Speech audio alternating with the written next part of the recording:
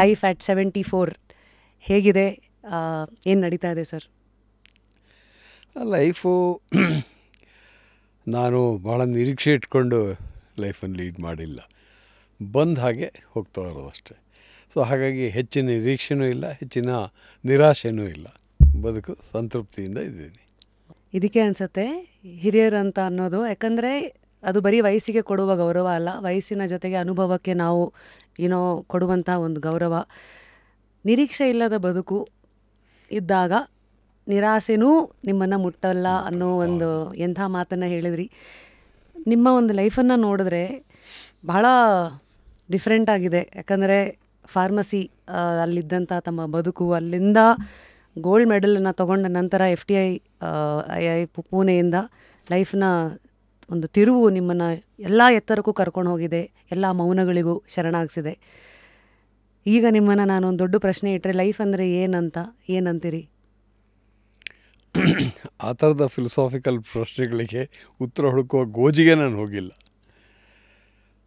ಇವತ್ತು ಸದ್ಯ ಏನಿದೆಯೋ ಅದನ್ನು ಹೇಗೆ ನಿರ್ವಹಿಸ್ಕೊಂಡು ಹೋಗೋದು ಅಂತ ಅನಂತಮೂರ್ತಿ ಕಥೆಯಲ್ಲಿ ಆ ಲೇಖನದಲ್ಲಿ ಸದ್ಯ ಮತ್ತು ಶಾಶ್ವತ ಅಂತ 2 ಶಬ್ದಗಳನ್ನು ಬಳಸ್ತಾ ಹೋಗ್ತಾರೆ. ಶಾಶ್ವತ ನನ್ನ ಗುರಿ ಯಾವತ್ತೂ ಅಲ್ಲ, ಸದ್ಯ ಇವತ್ತಿನ ಬದುಕನ್ನು ನಾನು ಸುಂದರ ಮಾಡ್ಕೊಳ್ಳೋದು. ನನ್ನ ಸಿನಿಮಾದ ನಾಗಿ ಇದ್ದ ಹಾಗೆ, ದ್ವೀಪ ಚಿತ್ರದಲ್ಲಿ ನಾಗಿ ಇದ್ದಾಳಲ್ಲ, ಅವಳಿಗೆ ಸದ್ಯದ ಬದುಕನ್ನು ಸುಂದರ ಮಾಡೋದಷ್ಟೇ ಅವಳ ಕನಸು. ದೊಡ್ಡ ಕನಸೂ ಇಲ್ಲ ಅಥವಾ ದೊಡ್ಡ ಹೊರೆಯೂ ಇಲ್ಲ, ಭೂತದ ಹೊರೆಯೂ ಇಲ್ಲ, ಭವಿಷ್ಯದ ಆಸೆಯೂ ಇಲ್ಲ ಅವಳಿಗೆ ಅಂತಿದ್ದು ಬರ್ದೆ ನಾನು ನನ್ನ ಕಡೆ. ಆ ಥರದಲ್ಲಿ ನನ್ನ ಬದುಕು ಹಾಗೆ ಅಷ್ಟೆ.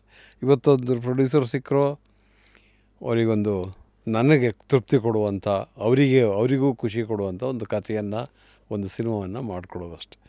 ಅದಕ್ಕಿಂತ ದೊಡ್ಡ ನಿರಾಸೆ ಅಥವಾ ಆಸೆ ನನಗೆ ಬರೋದು ಇಲ್ಲ, ಹೋಗೋದಿಲ್ಲ. ಇನ್ಫ್ಯಾಕ್ಟ್ ನಾನು ಫಸ್ಟ್ ಫಿಲ್ಮ್ ಮಾಡಿದಾಗ, ಘಟಶ್ರಾದ್ದ ಮಾಡಿದಾಗ ಕೂಡ ತುಂಬ ಜನ ಹೇಳಿದೆ, ಏನು ನಿರೀಕ್ಷೆ ಇಟ್ಟರೆ? ನಾನು ಹೇಳಿದೆ ಏನೂ ಇಲ್ಲ. ಹಿಂದೆ ಕನ್ನಡದಲ್ಲಿ ಸಂಸ್ಕಾರ ಆಗಿದೆ, ಚೋಮುಂದುಡಿ ಆಗಿದೆ, ಅದರ ಮುಂದುವರೆದ ಭಾಗವಾಗಿ ಇನ್ನೊಂದು ಸಿನಿಮಾ ಮಾಡಬೇಕು ಅಂತ ಆಸೆಯೇ ಹೊರತು ಅದಕ್ಕಿಂತ ದೊಡ್ಡ ಯಾವ ಕನಸುಗಳು ಇಲ್ಲ ನನಗೆ ಅಂತ.